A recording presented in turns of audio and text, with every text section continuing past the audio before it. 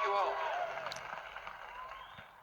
Chief Justice Rehnquist, President Carter, President Bush,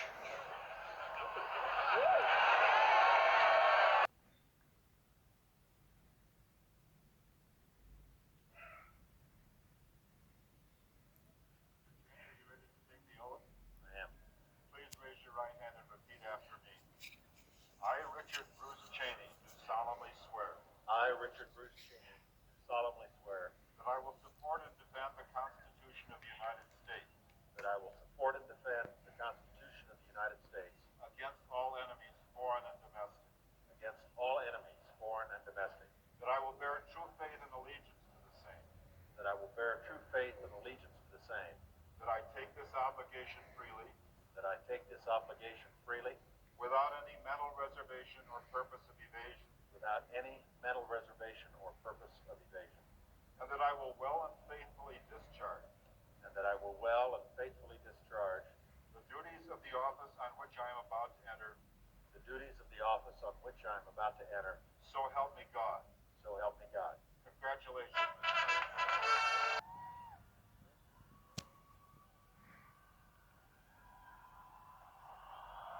Please raise your right hand and repeat after me.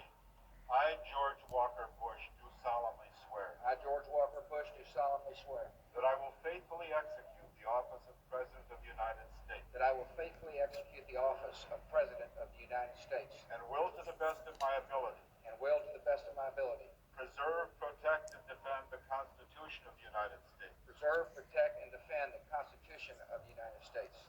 So help me God. So help me God. Congratulations. Clinton, distinguished guests, and my fellow citizens. The peaceful transfer of authority is rare in history, yet common in our country. With a simple oath, we affirm old traditions and make new beginnings. As I begin, I thank President Clinton for his service to our nation.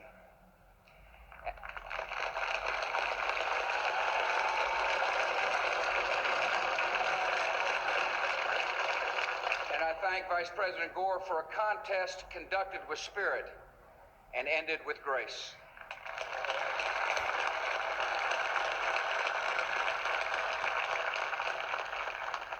I am honored and humbled to stand here where so many of America's leaders have come before me, and so many will follow.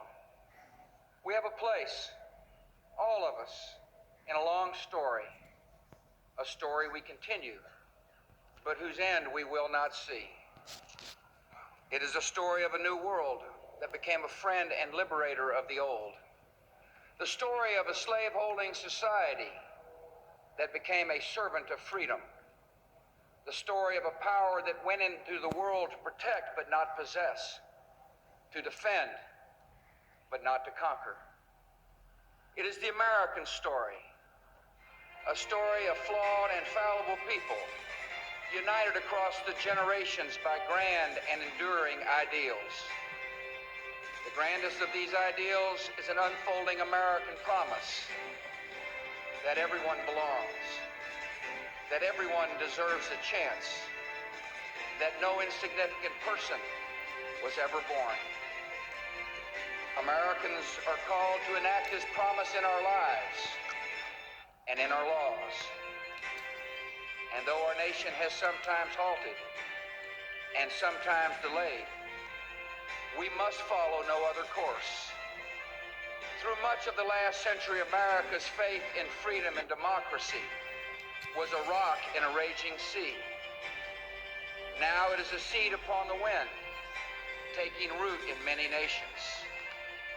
Our democratic faith is more than the creed of our country. It is the inborn hope of our humanity, an ideal we carry but do not own, a trust we bear and pass along. Even after nearly 225 years, we have a long way yet to travel.